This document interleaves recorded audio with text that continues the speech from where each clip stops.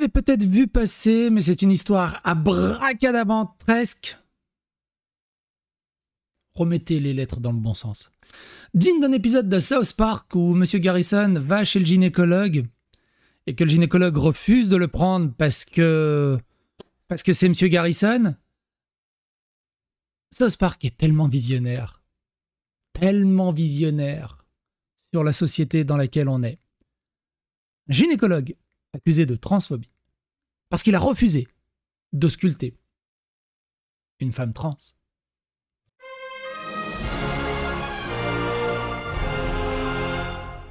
Attention, please. Et tout part d'un tweet, d'un témoignage. On va lire l'article. On va d'abord lire le tweet pour que vous compreniez le contexte. Quelqu'un qui dit « C'était le premier rendez-vous de ma compagne trans. Il a refusé de la recevoir. Sa secrétaire nous a jeté froidement. Je déconseille, plus jamais. » Sur un avis Google du gynécologue. Et le gynécologue répond. Il dit « Monsieur, je suis gynécologue et je m'occupe de vraies femmes. Je n'ai aucune compétence pour m'occuper des hommes. Même s'ils se sont rasés la barbe et viennent me dire à ma secrétaire qu'ils sont devenus femmes, ma table d'examen gynécologique n'est pas adaptée pour examiner les hommes. Vous avez des services spécialisés et très compétents pour s'occuper des hommes comme vous. Je vous remercie d'avoir informé les personnes trans de ne jamais venir me consulter. » Ça a fait un scandale monstrueux, si bien qu'il est attaqué en justice pour transphobie. Il y en a SOS Homophobie qui dit « Je m'occupe de vraies femmes. Nous dénonçons les propos transphobes et discriminatoires du gynécologue Victor Akarian à Pau. La transphobie est une réalité aux conséquences graves, notamment dans l'accès à la santé. Elle touche l'ensemble du territoire. » Alors je ne sais pas qui c'est, Benjamin Couillard. Il a le droit ? Ah, Bérangère Couillard, pardon. Couillard. Chaque chose en son temps. Vivement critiqué sur les réseaux sociaux, le praticien a reconnu des propos maladroits, mais affirme qu'il n'avait pas la compétence nécessaire pour s'occuper de cette patiente. Je suis gynécologue, je m'occupe de vraies femmes. Voilà ce qu'a répondu le docteur Victor Akarian, gynécologue obstétricien à Pau. Un avis laissé sur le Google par le mari d'une femme trans qu'il a refusé de recevoir en consultation. C'était le premier rendez-vous de ma compagne trans, il a refusé de la recevoir. Bref, on l'a lu. Mais le médecin a estimé qu'il n'y a aucune compétence pour s'occuper, bref, on va pas relire. Il y a un autre passage qui est intéressant dans l'article, c'est juste ici. Là. Le nouveau nom de Twitter de la part de certains internautes, dont des associations militantes qui accusent le praticien d'homophobie et de transphobie. Une plainte en préparation. Elle m'a dit que le médecin ne s'occupe pas de ça et qu'il ne me recevra pas. J'étais sous le choc. C'est la première fois que je subissais une telle transphobie. C'était hyper violent, a raconté la patiente à nos confrères du Parisien. Des propos transphobes et discriminatoires selon l'association SOS Homophobie, comme on l'a lu. Ce qualificatif de vraie femme, c'est exactement le type de propos auxquels sont confrontées les femmes trans dans notre pays, a réagi Joël Demier, le coprésident de l'association auprès du Parisien. De son côté, l'association Stop Homophobie, qui considère le message discriminatoire, a annoncé qu'elle envisageait de déposer une plainte contre le praticien. Contacté par BFM TV, le docteur Victor Akarian reconnaît des propos maladroits, c'est un malentendu, j'en profite pour présenter mes excuses à la communauté qui s'est sentie blessée, je comprends même pas qui présente ses excuses pour avoir osé dire qu'en tant que gynécologue, il s'occupait d'appareils de femmes. Par mes propos, je n'aurais probablement pas dû tenir. J'ai eu une réaction excessive. Selon le spécialiste, la patiente s'est fâchée, a eu une réaction agressive, a insulté sa secrétaire, l'a traité de transphobe devant la salle d'attente pleine. Ça, ils sont extrêmement doués hein, dans une ultra-victimisation là-dessus. Genre en mode t'es transphobe, je suis intouchable. Tu sais, c'est le même truc. Ah, tu dis ça parce que t'es raciste. Parce que je suis noir. Lorsqu'elle s'est vue notifier que le gynécologue ne disposait pas des compétences nécessaires pour la prendre en charge. Mais pourquoi avoir utilisé le terme « vraie femme » ? Je n'ai pas de jugement de valeur, c'est sur le plan purement anatomique de ce que je suis formé pour faire. Ce n'est pas du tout la même chirurgie que l'on pratique tous. Le médecin s'est dit effondré de la plainte envisagée contre lui. Mes patientes, que je suis depuis 30 ans, peuvent témoigner. Je ne suis pas homophobe ni transphobe, il y a un malentendu, a-t-il conclu. C'est un truc de fou. Un gynécologue se retrouve avec une plainte parce qu'il n'a refusé d'ausculter un zizi de femme. Attention. Attention.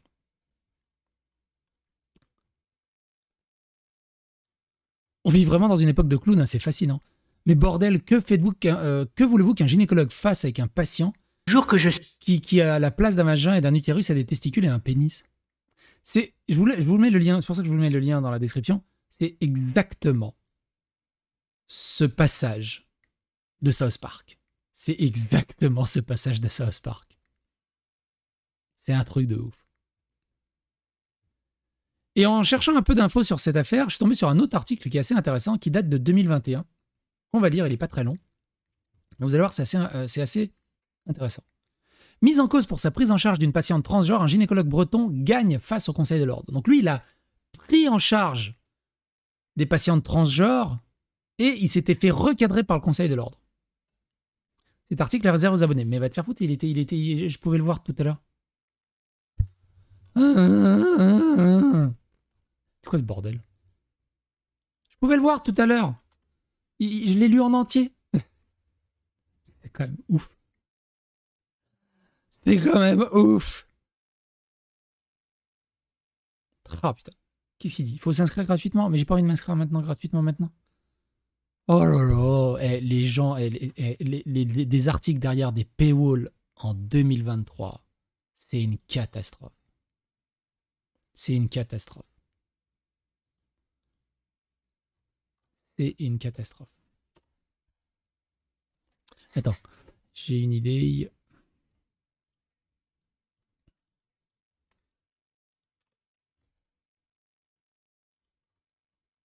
Voilà. Ah non.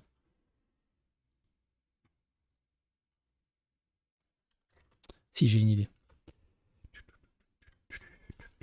Il y a bien un autre journal qui a parlé de ce truc.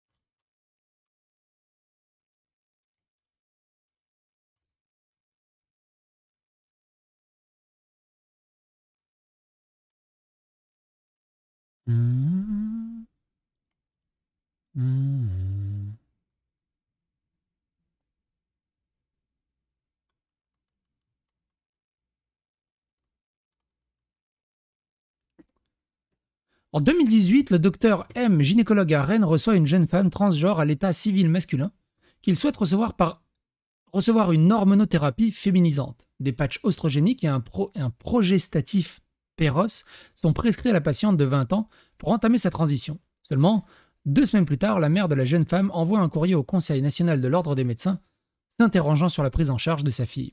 Fin novembre 2018, la gynécologue finit par faire l'objet d'une convocation de l'Ordre d'Ille-et-Vilaine. C'est rigolo, mine de rien, un médecin qui s'occupe des trans en Ille-et-Vilaine, lui intimant de justifier sa prescription médicale. Spécialisé dans la prise en charge de patients transgenres à raison d'une dizaine de consultations par semaine, quand tu sais que les personnes trans, c'est 0,1 à 0,5% de la population, où est-ce qu'il les chope? La praticienne bretonne reçoit ensuite une plainte du CNOM pour manquement à la déontologie médicale. L'ordre s'étonne notamment que sa patientèle soit constituée d'hommes. Un gynécologue qui a une patientèle qui est constituée d'hommes. Peut-on lire sur la décision de la Chambre disciplinaire de Bretagne qui a instruit l'affaire et dont le verdict a été rendu en octobre 2021, un choix en contradiction avec ses engagements de gynécologue qui, selon l'ordre, ne l'obligera qu'à recevoir des femmes. Second grief, l'ordre affirme que l'hormonothérapie, comme celle reçue par la jeune patiente, ne devrait être prescrite que par des endocrinologues. En prescrivant des traitements relevant de la compétence des spécialistes en endocrinologie et maladies métaboliques, ce médecin n'a pas respecté son engagement d'exercer exclusivement la spécialité de gynécologie obstétrique, soutient la plainte du CNOM. Enfin, l'ordre reproche à la praticienne de ne pas avoir respecté les recommandations de la HAS, datées de 2009 sur la prise en charge des patients trans, imposant notamment une visite préalable chez un psychiatre en décision collégiale. Et il y en a beaucoup qui passent en dehors du circuit, on va dire entre guillemets, normal, légal, et se refilent des adresses en mode ce médecin, il est véreux, il suit pas les règles, tu peux y aller, il va te prescrire tel médicament sans te poser de questions, vas-y. Et c'est là aussi que tu te dis, bah, il y a quand même beaucoup de fric aussi derrière. Il y a tout un business aussi où ils profitent bah, du malheur des autres, quoi. Et de la faiblesse des autres. Liberté de prescrire. Membre du réseau Santé Trans réunissant associations de patients et professionnels de santé, le gynécologue reçoit le soutien de nombreux confrères. Plus de 200 médecins généralistes, psychiatres, sages-femmes et gynécologues de toute la France signent ainsi une lettre de défense de la docteure. Envoyée au Cénum. Dans la foulée, une cagnotte est également ouverte pour l'aider à payer ses frais d'avocat. La chambre disciplinaire finit par lui donner raison sur les 3 points reprochés par le Cénum. En effet, selon le docteur M, les recommandations sur lesquelles se base le Cénum auraient été caduques, et la juridiction finit ainsi par confirmer qu'il n'y a pas de manquement déontologique de la praticienne, ni sur le fait de recevoir des hommes en tant que gynécologue, ni à prescrire une hormonothérapie, ni à considérer les recommandations de la HAS comme obsolètes pour y adapter ses pratiques en fonction des données de la science. Une triple victoire pour le réseau Santé Trans, qui souligne que le raisonnement du Cénum est un puissant facteur de discrimination de l'accès au système de soins pour les personnes trans et en contradiction avec les recommandations médicales internationales. L'association affirme par ailleurs que l'ordre fait preuve de son incapacité à saisir les enjeux de santé liés aux personnes trans et intersexes, car si les gynécologues ont, comme tout médecin, le droit de prendre en charge des hommes comme des femmes, leur spécialité bénéficie d'une compétence explicite et documentée pour les hommes, par exemple pour la primo-prescription de la testostérone en cas d'intersexuation. Après, moi, je peux bien comprendre qu'un gynécologue obstétricien qui n'a étudié que le corps des femmes et d'un coup, tu as une personne trans en face, bah, il est un peu démuni, il ne sait pas comment ça se traite. Parce que c'est un peu plus spécialisé que ça c'est différent. La gynécologue qui se défend de ne servir aucune cause militante particulière, alors qu'elle a des dizaines de rendez-vous de personnes trans par semaine, elle sert une cause militante particulière. Affirmant ne se soucier que de la santé de ses patients, par ailleurs, l'accompagnement des personnes trans permettrait non seulement d'éviter le recours à des hormonothérapies sauvages avec un trafic de médicaments bien connu de tous les intervenants professionnels auprès des personnes transgenres, mais encore parfois le suicide de ces personnes souvent fragiles, explique-t-elle, selon le compte rendu de l'audience de la chambre disciplinaire. Malgré tout, la victoire reste en demi-teinte, car la praticienne écope tout de même d'un avertissement de la part de la chambre disciplinaire qui lui reproche d'avoir entamé la prescription d'une hormonothérapie dès la première consultation avec la patiente, sans lui accorder de délai de réflexion. Le docteur M a donc décidé de faire appel de ses décisions auprès de l'ordre. Nous ne pouvons tolérer de la part de l'ordre des médecins ces tentatives de dissuader et de délictualiser l'accès aux soins de santé spécifiques des personnes trans, poursuit le réseau trans.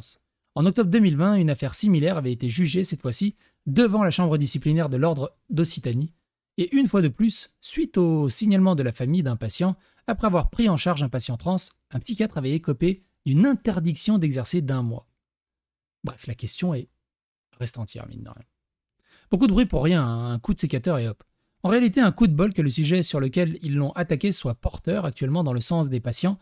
Ils n'ont tout simplement pas osé dégommer quelqu'un qui était dans le sens du vent. Au milieu de tous ces commentaires et réponses au ras du gazon pro ou anti-Cédum, il serait bon que tous les médecins soient conscients que les problèmes des patients transgenres ne se résolvent pas avec des bonnes intentions, médicales, familiales et ou associatives, mises en scène d'ailleurs dans quelques épisodes récents de sitcoms anglo-saxons. Ce sont des problèmes complexes dont la prise en charge doit être initiée par des rares services hospitaliers centres de référence où une équipe y est dédiée, puis poursuivie par des praticiens travaillant en réseau avec ces centres, dans des nombreuses circonstances de la vie. Prendre des hormones n'est pas aussi dangereux que l'on voudrait le faire croire, mais quand on arrive à la chirurgie transgenre, que d'ailleurs tous les patients n'affrontent pas, ou pas après la même durée de cheminement, il n'y a pas de vrai retour en arrière. Si les parents de cette jeune femme majeure n'ont rien retrouvé de mieux que d'attaquer notre consoeur au Cédum, c'est sans doute que le travail d'amont n'avait pas été fait ou mal fait. Ce que semblent clairement dénoncer les prescriptions hormonales dès les premières consultations, au nom de tous les cabinets médicaux soient devenus des supermarchés de la prescription où les patients viennent dicter leur diagnostic et leur ordonnance. Encore, ça aussi c'est fou. Hein. Des patients qui vont dire « Alors je veux ça comme médicament, je veux ça comme médicament, je veux ça comme médicament. » What? Encore une histoire ordinale lamentable, on devrait radier les conseils ordinaux qui ont poursuivi à tort notre consoeur. Ce pays est généralement tout l'Occident suicidaire et décadent aurait plutôt besoin de greffe de couilles. Mais on a très peu de donneurs. Et c'est sur cette information dévastatrice que je vous laisse là. N'hésitez pas à donner votre avis, votre opinion. Est-ce qu'un gynécologue devrait recevoir des Monsieur Garrison? À vous les commentaires.